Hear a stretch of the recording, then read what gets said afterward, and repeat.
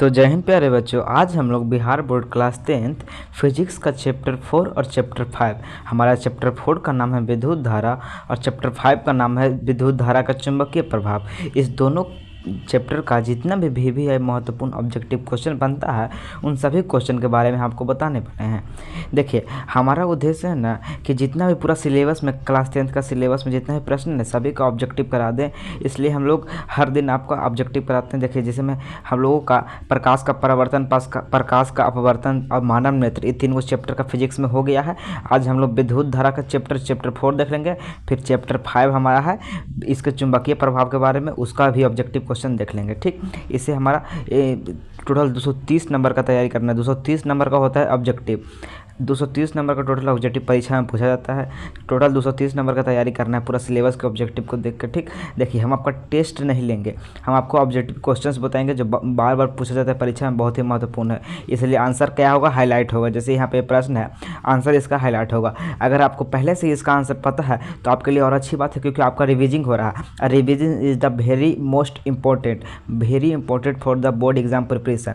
कहा कि जो आप बोर्ड एग्जाम का प्रिपरेशन करें मैट्रिक का, उसके लिए रिविजिंग बहुत ही ज़रूरी है। अगर आपको इसका आंसर पहले से पता है तो आपका रिविजिंग होगा, बहुत अच्छी बात है। अगर आपको इसका आंसर पहले से नहीं पता होगा जिस प्रश्न का, आप उसका स्क्रीनशॉट ले लीजिएगा। ठीक, वीडियो को पॉज करके स्क्रीनशॉट ले लीजिएगा। ठीक, अगर आप कमेंट करने में सक्षम है तो जिस प्रश्न का आंसर आपको पता होगा तो आप कमेंट करके ही बता सकते हैं। ठीक, तो चलिए आज के लेक्चर को शुरू करते हैं, क्योंकि हमें 2 चैप्टर देखना है और दोनों ही चैप्टर थोड़ा बड़ा चैप्टर है, तो ज़्यादा टाइम वेस्ट नहीं करते हैं। ठीक, चलिए पहला प्रश्न से शुरू करते हैं। पहला प्रश्न हमारा है, इलेक्ट्रॉन पे आवेश कितना होता है, कितना आवेश होता है? तो आवेश का ऐसा मात्रा क्या होता है, कूलम होता है। तो इलेक्ट्रॉन पे कितना आवेश होता है, तो याद रखिएगा 1.6 × 10⁻⁻19 कूलम आवेश होता है। ठीक, कि कौन सा आवेश होता है, धन आवेश या ऋण आवेश? तो याद रखिएगा ऋण आवेश होता है, निगेटिव चार्ज होता है। ठीक, ऋण आवेश इलेक्ट्रॉन पर। प्रोटॉन पे कितना होता है, प्रोटॉन पे पॉजिटिव चार्ज होता है, इसको बोला जाता है धन आवेश, पॉजिटिव चार्ज, और इलेक्ट्रॉन पे नेगेटिव चार्ज होता है। लेकिन दोनों का अमाउंट सेम रहता है। प्रोटॉन हो चाहे इलेक्ट्रॉन, दोनों पे आवेश रहेगा 1.6 × 10⁻⁻19 कूलम। लेकिन खाली इस पर आता है नेगेटिव चार्ज, इस पर आता है पॉजिटिव चार्ज, यानी कि इस पर आता है ऋण आयन, इस पर आता है धन आयन। ठीक, तो आवेश यही होता है, समझ गया। चलिए अब नेक्स्ट क्वेश्चन देखें। कह रहा आवेश का ऐसा मात्रक, क्वेश्चन थोड़ा मिस्टेक हो गया है। पूछ रहा आवेश का ऐसा मात्रक क्या है? आवेश का ऐसा मात्रक क्या है, जल्दी से बताइए।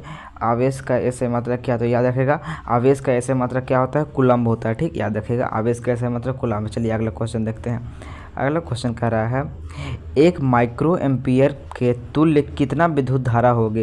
तो 1 माइक्रो एम्पियर के तुल्य कितना विद्युत धारा होगी? तो याद रखेगा 10⁻⁻6।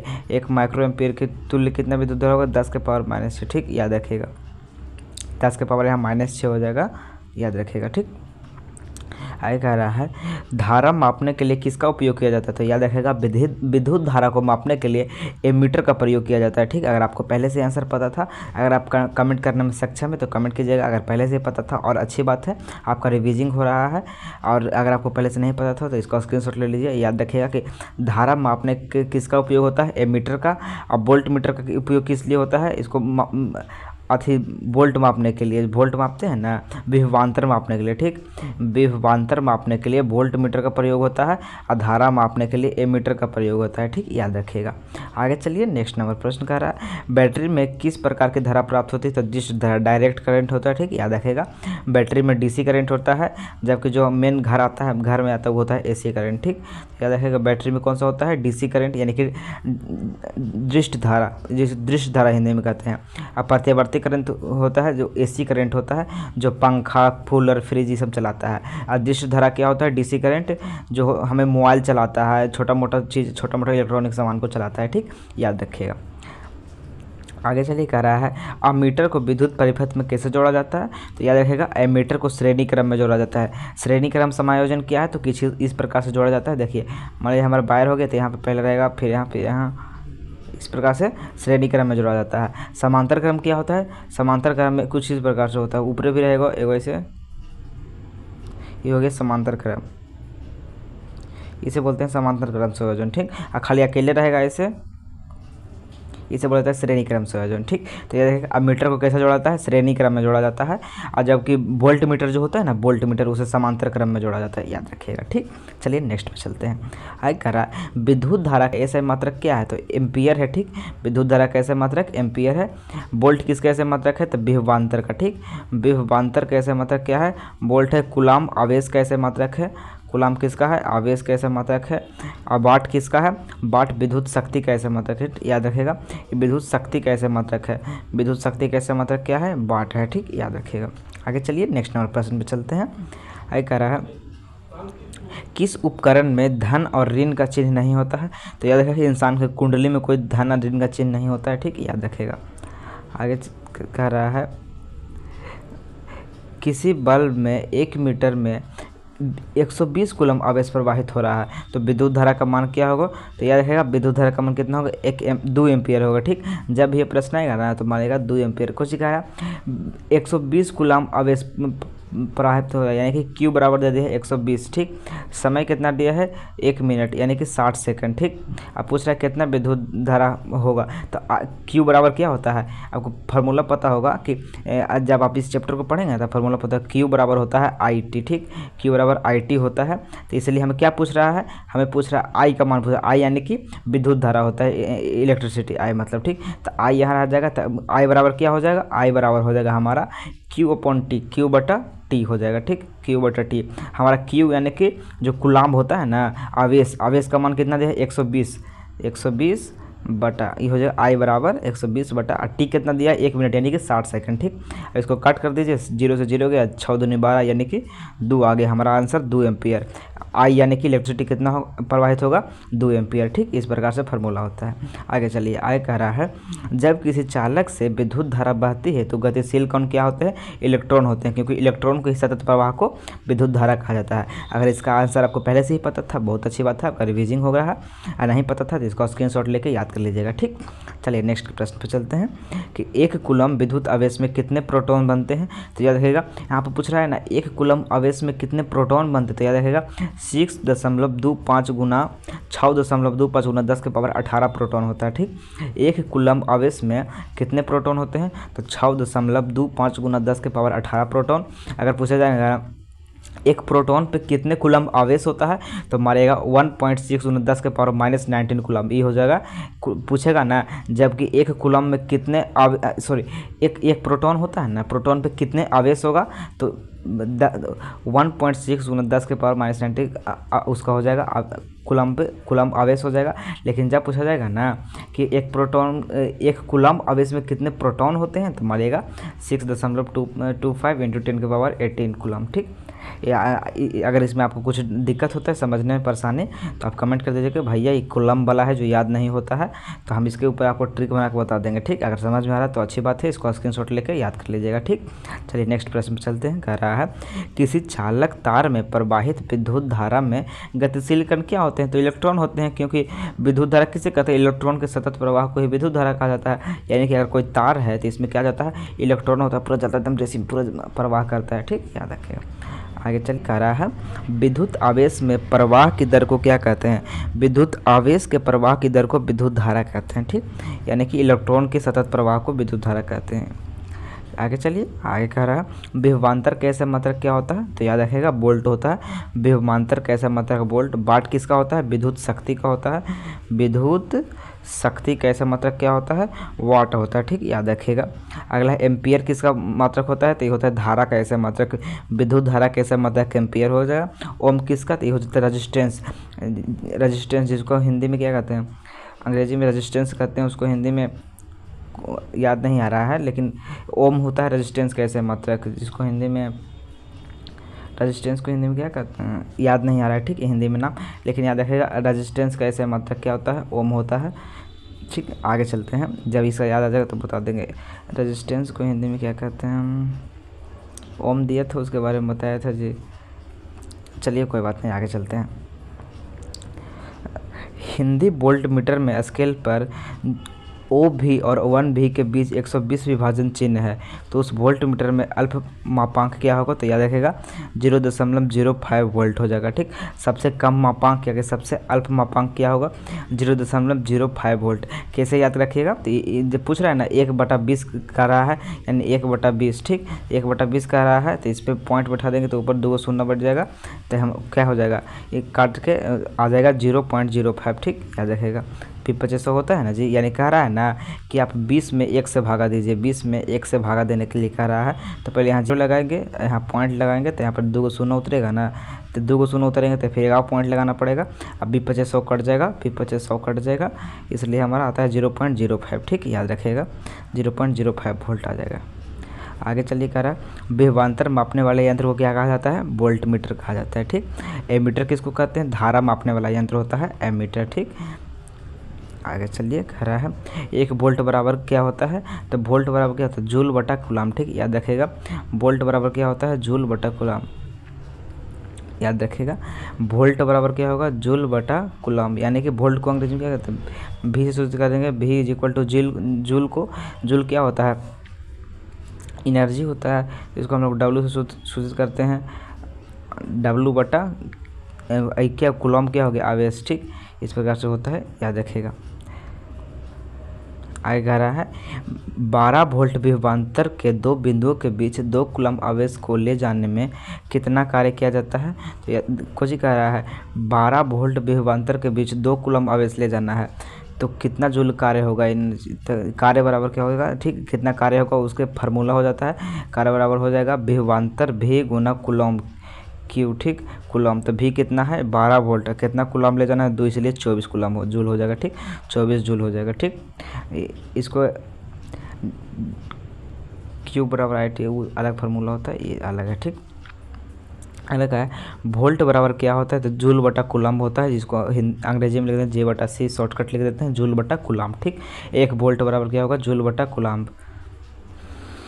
आगे कह रहा है निम्नलिखित में कौन सा कथन सत्य है, कह रहा है ना जूल बराबर कूलम गुना वोल्ट या फिर जूल बराबर वोल्ट गुना एम्पियर। तो याद रखिएगा जूल बराबर कूलम गुना वोल्ट होता है, जूल बराबर क्या होता है, कूलम गुना वोल्ट। अभी हम आपको बताया ना कि यहाँ पर जूल निकाला गया था, एनर्जी जो हमारा जूल में निकाला गया था।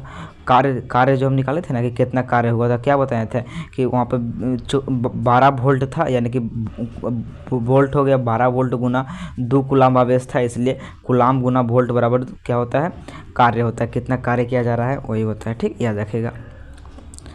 आगे चलिए, आगे प्रश्न नहीं दिया है लेकिन पूछ रहा है ना कि ओम के नियम से कौन सा फार्मूला मिलता है। ठीक, ओम के नियम से कौन सा फार्मूला मिलता है, तो V is equal to IR मिलता है, V is equal to IR, ये ओम के नियम का फार्मूला है। ठीक, याद रखेगा, यही प्रश्न होगा। आगे कह रहा है धारा मापन या कमी, एक क्वेश्चन काहे ऐसे हो रहा है, चलिए यहाँ से देखते हैं। कह रहा है किसी चालक के छोरों के बीच विभवांतर भी प्रतिरोध, हाँ याद रखेगा उसको प्रतिरोध कहते हैं, जिसको हम बताते हैं रेजिस्टेंस बता रहे थे ना, प्रतिरोध का ऐसा मात्रक ओम होता है। ठीक, हिंदी में इसको प्रतिरोध बोलते हैं, ओम, रेजिस्टेंस अंग्रेजी में कहते हैं। ठीक, तो प्रतिरोध R एवं प्रवाहित धारा I के बीच क्या संबंध होता है, तो R बराबर होता है I बटा V, या फिर इसको बोल सकते हैं V इज इक्वल्स टू होता है IR, V is equals to IR होता है। ठीक, याद रखेगा।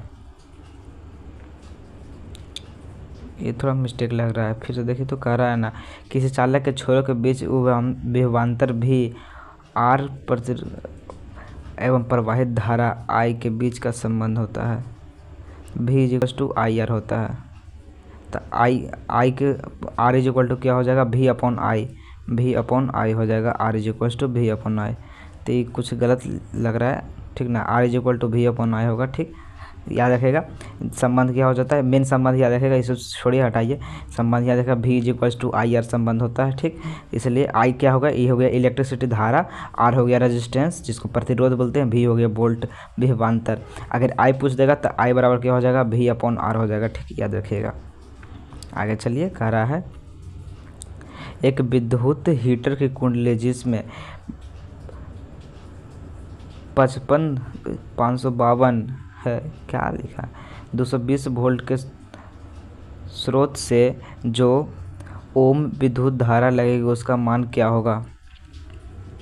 कह रहा है ना कि एक विद्युत धारा कुंडली जिसका प्रतिरोध है यानी कि रेजिस्टेंस कितना है, आर है 55 है, ठीक, आर ओम है, 55 ओम है, ओम लिखा हुआ, ठीक, ये ओम 55 ओम है। कह रहा है ना कि एक कुंडली है, विद्युत धारा कुंडली जिसमें रेजिस्टेंस यानी प्रतिरोध कितना है, आर बराबर दिया है 55, ठीक, 55 वोल्ट दिया है, भी इक्वल टू कितना दिया है, भी इक्वल टू 220 दिया है, तो कितना एम्पियर का धारा प्रवाहित होगा ये पूछ रहा है, ठीक।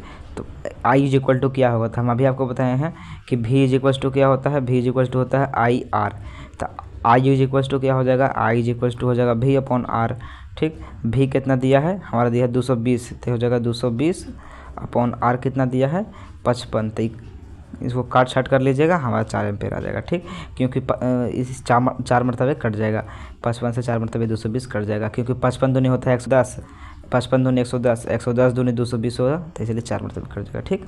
आगे चलिए कह रहा है विद्युत का अच्छा चालक क्या है, चांदी, सबसे अच्छा चालक चांदी है, ठीक, याद रखिएगा। आगे कह रहे हैं अमीटर का प्रतिरोध क्या होता है, बहुत छोटा होता है, बहुत कम होता है। एमीटर जो हमारे घर में मीटर होता है उसका प्रतिरोध सबसे छोटा होता है, बहुत छोटा, ठीक। आगे कह रहा है विद्युत बल्ब का तंतु किससे बना होता है, तो टंगस्टन का बना होता है। जो विद्युत बल्ब का फिलामेंट होता है ना, जब हम बल्ब को बनाते हैं, चित्र कुछ इस प्रकार से बनाते हैं ना जी, तो यहाँ पे ऐसे टंगस्टन का एक वायर होता है, यहाँ पर रहता है, टंगस्टन का होता है, ठीक, याद रखिएगा। आगे कह रहा है निम्न में से कौन विद्युत का सबसे अच्छा चालक है, तो चांदी, ठीक। चांदी का एजी इसका होता है संकेत, ठीक, केमिस्ट्री में इसका संकेत एजी होता है, और इसका परमाणु संख्या होता है 47, ये सब याद रखिएगा केमिस्ट्री के लिए। आगे कह रहा है ओम मीटर किसका मात्रक होगा, तो क्वेश्चन नहीं हटा, हाँ आगे कर चलिए। कह रहा है चालक का प्रतिरोध निर्भर नहीं करता है, चालक का प्रतिरोध निर्भर नहीं करता है, तो चालक में प्रवाहित विद्युत धारा पर निर्भर नहीं करता है, ठीक। जो चालक का प्रतिरोध होता है ना, किसी भी चालक में प्रतिरोध वो किस किस पर निर्भर करता है, चालक के लंबाई पर निर्भर करता है, चालक के क्षेत्रफल पर निर्भर करता है यानी कि चौड़ाई पे, फिर चालक के टेम्परेचर पर भी निर्भर करता है, लेकिन उसमें कितना धारा प्रवाहित हो रहा है उस पर निर्भर नहीं करता है, इसलिए ऑप्शन डी हमारा राइट आंसर हो जाएगा, ठीक। अगर नहीं आता तो इसका स्क्रीनशॉट ले लीजिए, याद कर लीजिएगा। आगे कर रहा है ताप बढ़ाने से चालक का प्रतिरोध क्या होता है, तो बढ़ता है, ताप बढ़ाने से चालक का प्रतिरोध बढ़ता है, ठीक, याद रखेगा। आगे चलिए कर प्रतिरोध का ऐसा मात्रक क्या है, ओम है। प्रतिरोध को अंग्रेजी में रेजिस्टेंस कहते हैं, इसका ऐसा मात्रक ओम होता है। कुछ इस प्रकार से दर्शाया जाता है ओम को, इस प्रकार से, ठीक, इस प्रकार से दर्शाया जाता है, ठीक। आगे कह रहा 1 जूल का मान होता है, तो 1 जूल का मान कितना होता है, 0.24 कैलोरी, ठीक, याद रखेगा। 1 जूल में कितना, इसको याद रखेगा। 1 जूल या फिर पूछेगा 1 जूल लिखा है तो समझिएगा एक दिन में कितना घंटा पूछ रहा है, तो 24 घंटा होता है, इसलिए जहाँ 24 दिखेगा 0.24 कैलोरी हमारी 2.4 पे मत मारिएगा, क्योंकि बीच में आ रहा है पॉइंट, जहाँ 24 दिखेगा वहाँ मार दीजिएगा आंसर, ठीक। एक चलिए कह रहा है ऊर्जा कैसे मात्रक क्या है, जूल है, ठीक। ऊर्जा कैसे मात्रक क्या होता है, जूल। ये तो सभी बच्चों को कार्य का भी ऐसे मात्रक जूल होता है, क्योंकि इसका डायमेंशनल फार्मूला सेम होता है। आगे चलिए कह रहा है विद्युत फ्यूज विद्युत धारा के किस प्रभाव पर कार्य करता है, तो उसमें ये प्रभाव पे करता है, इसलिए वो जल जाता है। जब ज़्यादा विद्युत धारा प्रवाहित होता है तो उष्मा जल के उड़ जाता है, इसे क्योंकि वो उसमें प्रभाव पे काम करता है, ठीक, याद रखेगा। आगे कह रहा है विद्युत हीटर के तार कुंडली बनी होती है, नाइक्रोम की बनी होती है, ठीक। जो हीटर होता है ना उसमें से पतले पतले लंबा लंबा स्प्रिंग होता है ना, जो स्प्रिंग वो नाइक्रोम का बना होता है, ठीक, याद रखिएगा। आगे कह रहा है किसी परिपथ का वह गुण जो विद्युत ऊर्जा को ऊष्मा में बदल देता है वह क्या होता है, प्रतिरोध होता है, ठीक। जितना ज़्यादा प्रतिरोध होगा उतने जो विद्युत धारा होगा उसको ऊष्मा में बदल देता है, इसलिए जो हमारा हाथ है ना नाइक्रोम का वायर होता है ना, जो हीटर में लगता है, उसका प्रतिरोध बहुत ज़्यादा होता है, गलनांक भी बहुत ज़्यादा उच्च होता है, इसलिए गलता भी नहीं है, और जितना भी इलेक्ट्रिसिटी आता है ना उसको हीट में कन्वर्ट कर देता है। आगे कह रहा है विद्युत ऊर्जा का व्यापारिक मात्रा क्या है, यूनिट है, ठीक, किलोवाट घंटा, जिसको यूनिट बोला जाता है। हम लोग 10 रुपये यूनिट बिजली होता है ना, 10 पे यूनिट बिजली है, 8 रुपये यूनिट बिजली खर्च होता है, तो हमारे घर में जो यूनिट में आता है ना पैसा आता है, यूनिट में कितना यूनिट बिजली होता है, किलोवाट घंटा व्यापारिक मात्रक यूनिट, ठीक, याद रखिएगा। आगे कह रहा है निम्न में से किसका अर्थ जल होता है, हाइड्रो का अर्थ केमिस्ट्री में होता है, हाइड्रो का अर्थ जल होता है, ठीक, याद रखेगा। अगर विद्युत शक्ति का ऐसा मात्रक क्या है, तो वाट है, ठीक। विद्युत शक्ति का ऐसा मात्रक वाट। वोल्ट किसका है, विभवांतर का ऐसा मात्रक, ठीक। विभवांतर का ऐसा मात्रक वोल्ट है। एम्पियर धारा का ऐसा मात्रक है, और ओम प्रतिरोध का ऐसा मात्रक है। प्रतिरोध का ऐसा मात्रक क्या है, ओम है, ठीक, याद रखिएगा।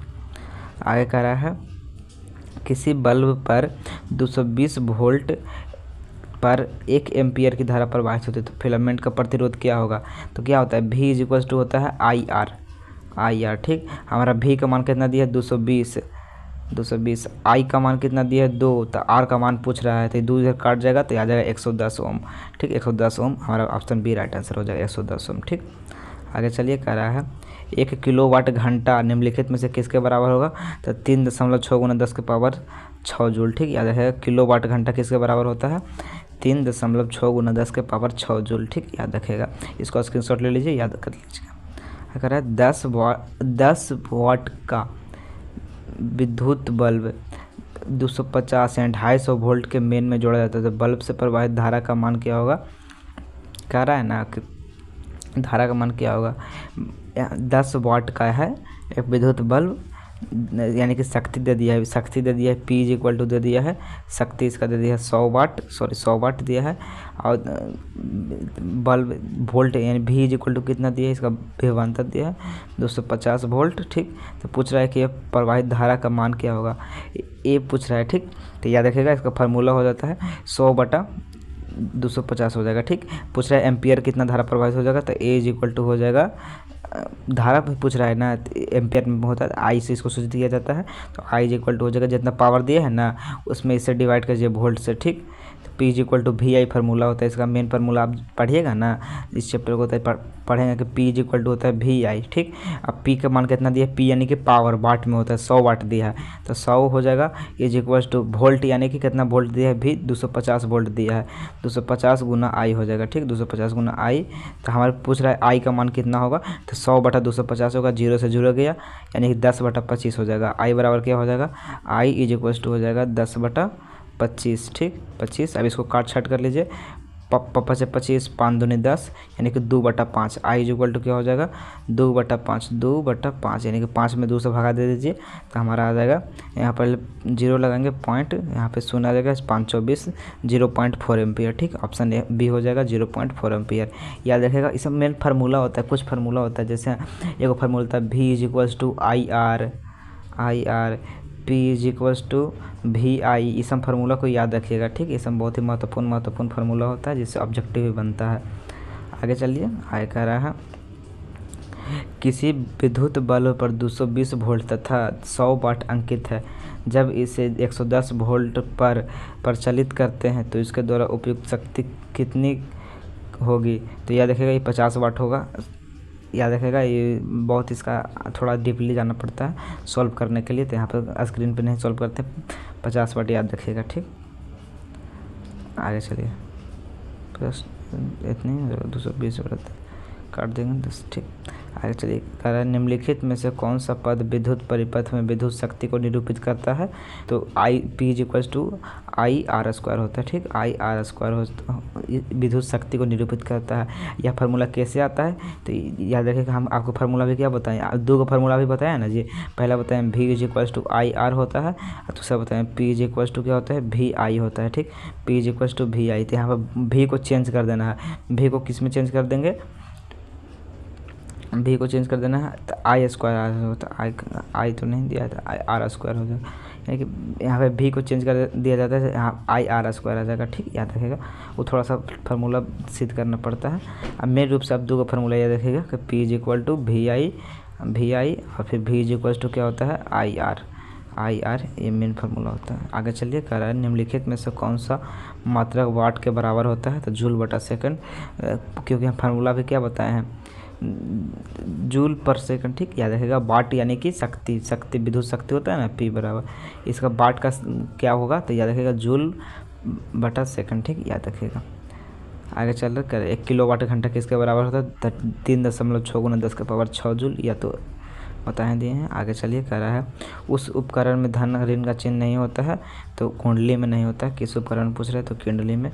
कुंडली आप पढ़िएगा, ये कुछ इस प्रकार से होता है, इस प्रकार से होता है कुंडली, ठीक। आगे चलिएगा, आवेश का ऐसे मात्रक क्या है, तो कूलम्ब होता है, ठीक। याद रखेगा आवेश का ऐसे मात्रक कूलम्ब, और ओम किसका होता है, ये प्रतिरोध का होता है, और एम्पियर धारा का होता है, वोल्ट विभवांतर का होता है, ठीक। याद रखेगा। आगे कह रहा है एक एमीटर को 0 तथा 2a अंकों के बीच 20 भागों में विभाजित किया जाता है, तो अब उसका अल्पतक क्रमांक कितना होगा, यानी कह रहा है 2 को 20 से भागा दे दीजिए, कितना होगा अल्पतक, तो यहाँ पे 0 कट जाएगा, 1 से कट जाएगा, 20 से 20 कट जाएगा, यानी कि 0.1 ऑप्शन ए हो जाएगा। ठीक, आगे कह रहा है सेल का विद्युत वाहक बल है तो सेल द्वारा इकाई आवेश पर किया गया कार्य होता है सेल का विद्युत वाहक बल। ठीक, याद रखिएगा। आगे चलिए कह रहा है प्रतिरोध का मान बढ़ाने के लिए प्रतिरोधकों को जोड़ा जाना चाहिए तो पार्श्व क्रम में नहीं, समांतर क्रम में नहीं, प्रतिरोध को मान के क्या करना है, बढ़ाना है। तो क्या हो जाएगा, प्रतिरोध को मान को बढ़ाने के लिए हमें पार्श्व क्रम में जोड़ना चाहिए। ठीक, याद रखेगा।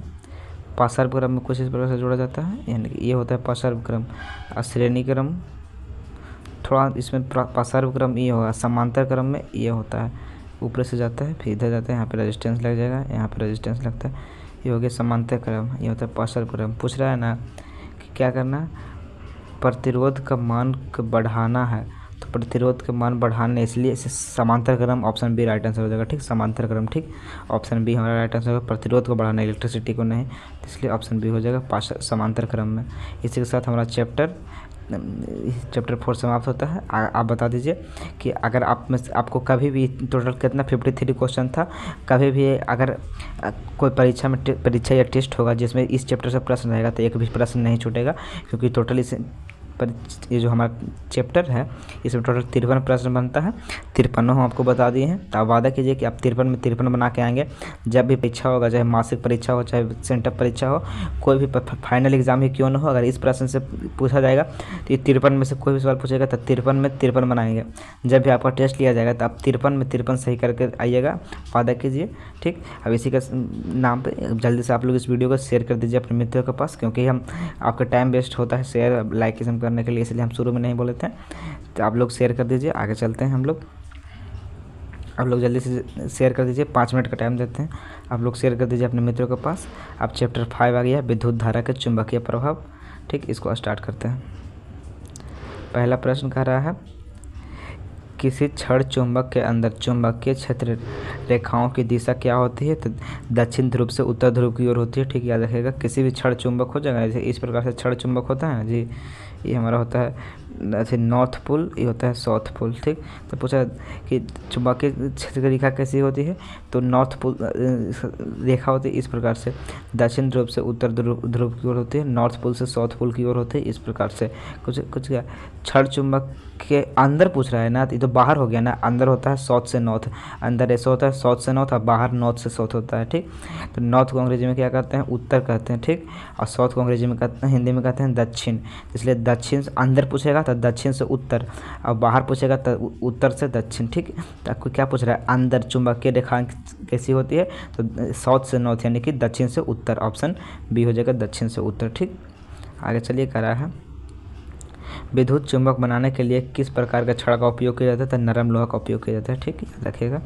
आगे कह रहा है पश्चिम की ओर प्रक्षेपित धनावेशित कण किसी चुंबक के क्षेत्र द्वारा उत्तर की ओर प्रक्षेपित होते हैं। चुंबक क्षेत्र की दिशा क्या होगी, तो ऊपर मुखी होगी, क्योंकि ऊपर की ओर हो जाए, इसलिए चुंबक के क्षेत्र की दिशा ऊपर मुखी होगी। इसको याद कर लीजिएगा, स्क्रीनशॉट ले लीजिएगा।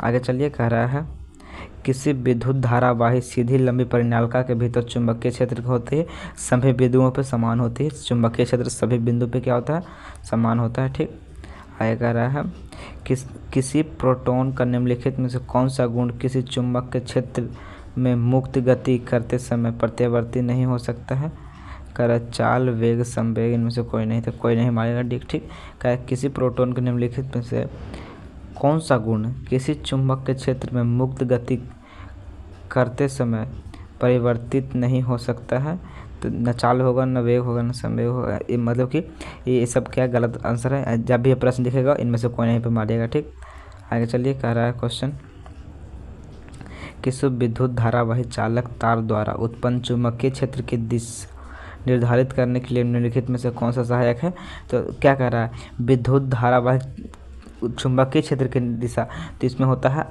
दक्षिण हस्त अंगूठा का नियम होता है। मैक्सवेल का दक्षिण हस्त नियम पढ़ेंगे कि उसमें कुछ इस प्रकार से इसका अंगूठा होता है मैक्सवेल का, इस प्रकार से इसको अंगुली मोड़ दिया जाता है, इसको इस प्रकार से मोड़ देते हैं कि ऊपरी रुख धारा का प्रभाव होता है, ऊपरी रुख है।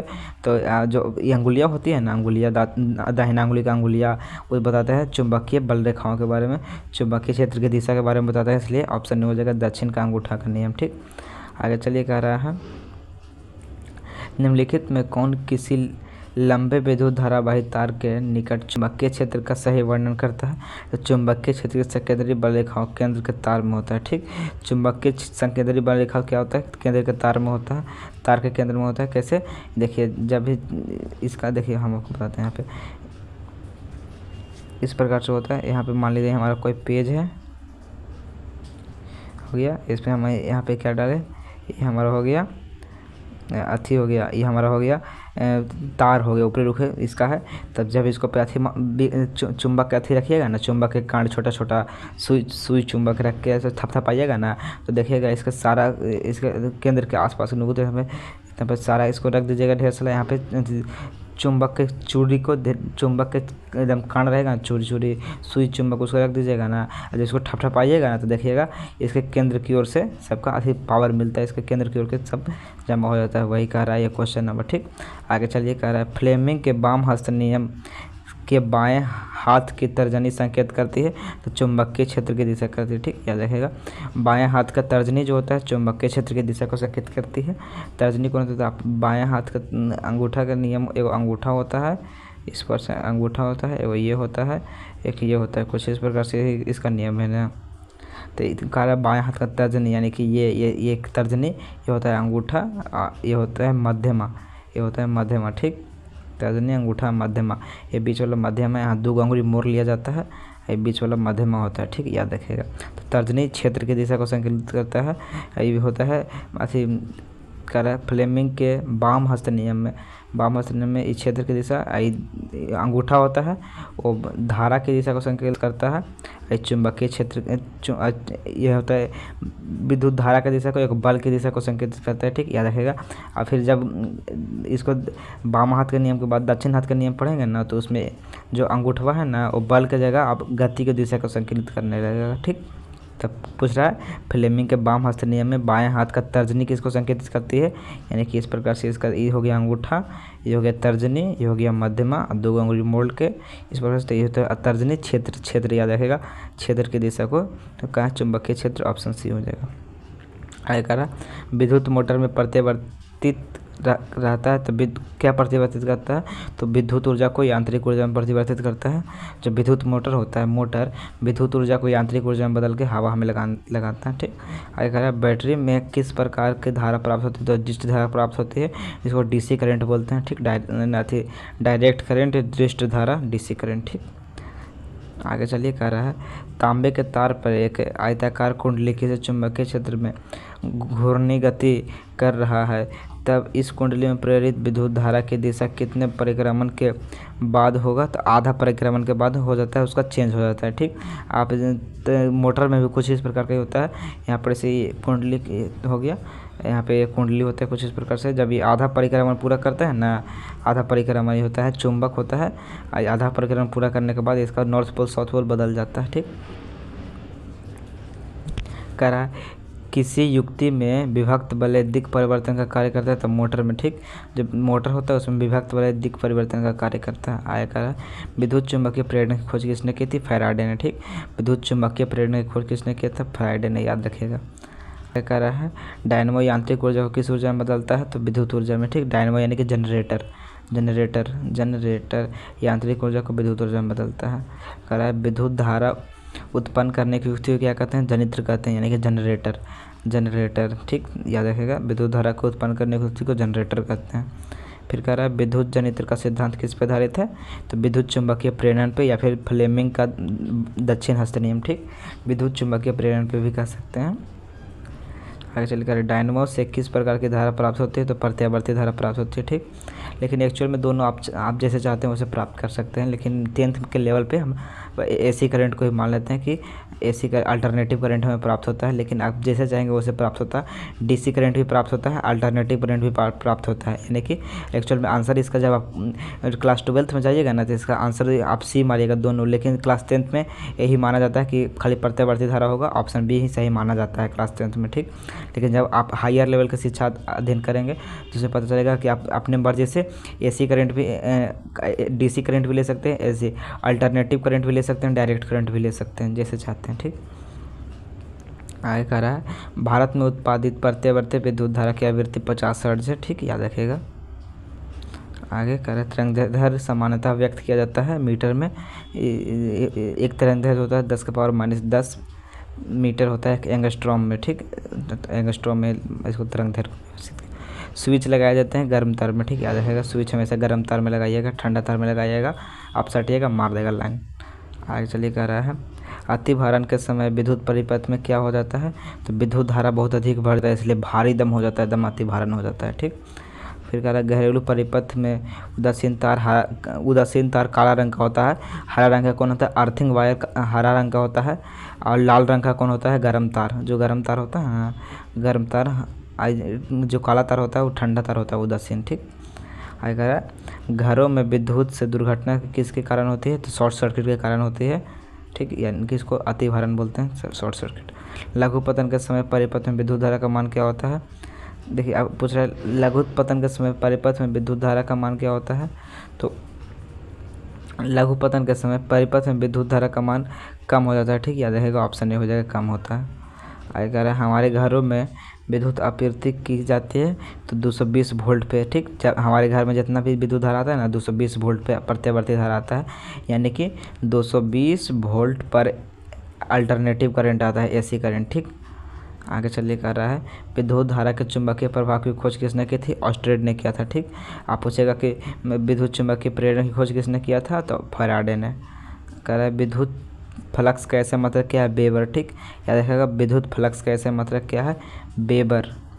और एक और होता है जब चुंबक होता है ना, चुंबकीय क्षेत्र का ऐसा मात्रक क्या होता है, टेस्ला होता है, ठीक, याद रखिएगा चुंबकीय क्षेत्र का ऐसा मात्रक टेस्ला, और विद्युत फ्लक्स का ऐसा मात्रक टेस्ला के बारे में याद रखिएगा, चुंबकीय क्षेत्र का ऐसा मात्रक टेस्ला होता है और फ्लक्स का ऐसा मात्रक वेबर होता है। आगे चलिएगा लघु पतन के समय परिपथ में क्या हो जाता है, बहुत कम हो जाता है, अतिभारण के समय बहुत बढ़ जाता है, भारी हो जाता है। इसी के साथ हमारा चैप्टर पूरा टोटल समाप्त हो जाए, हमारा चैप्टर 4 एंड 5 हमारा समाप्त होता है। तो आपको ये चैप्टर कैसा लगा कमेंट करके बता दीजिए। अगर अभी तक आप इस वीडियो को लाइक नहीं किए हैं तो फटाफट आप लोग इस वीडियो को लाइक करके चैनल को सब्सक्राइब कर लीजिए, और इस वीडियो को अपने मित्रों के पास जितना ज़्यादा से ज़्यादा शेयर कर दीजिए। और इसी के साथ हम पूरा सिलेबस को ऑब्जेक्टिव को बताएंगे, जितना 230 मार्क्स का जितना भी होता है, और पूरा सिलेबस के ऑब्जेक्टिव पूरा 230 में से 230 मार्क्स लिया के रहेंगे, पूरा सिलेबस के ऑब्जेक्टिव को बताएंगे, ठीक। तो 2 चैप्टर करके पूरा सिलेबस को ख़त्म कर देंगे, ठीक। तो मिलते हैं आपसे नेक्स्ट वीडियो में इसी अंदाज के साथ। इसी तरह ही और भी इसके आगे के चैप्टर को देखेंगे, ऊर्जा का स्रोत चैप्टर है, और फिर बताएंगे क्या हमारा रणनीति है, कैसे हम लोग आगे कवर करेंगे। मात्र 10 दिन में पूरा हमारा सिलेबस समाप्त हो जाएगा अगर इस प्रकार से चलेंगे। आप पढ़िएगा ना, तो आपको कुछ इस प्रकार से बताएंगे ना कि पिछला 10 दिन पढ़ के जाइएगा ना, तो एक भी ऑब्जेक्टिव नहीं छूटेगा, किस प्रकार से वो रणनीति होगा उसके बारे में हम आगे बताएंगे। तो मिलते हैं आपसे नेक्स्ट वीडियो में। अगर आपने अभी तक इस वीडियो को लाइक नहीं किया तो 20 वीडियो को लाइक करके इस वीडियो को अपने मित्रों के पास शेयर कर दीजिए। अगर चैनल को सब्सक्राइब नहीं किए हैं चैनल को जरूर सब्सक्राइब कर दीजिए, ताकि हर वीडियो इस प्रकार का सभी वीडियो आपको मिलते रहे। और फिर तो मिलते हैं कल नेक्स्ट वीडियो में इसका अगले चैप्टर के साथ। तब तक के लिए जय हिंद, जय भारत, वंदे मातरम।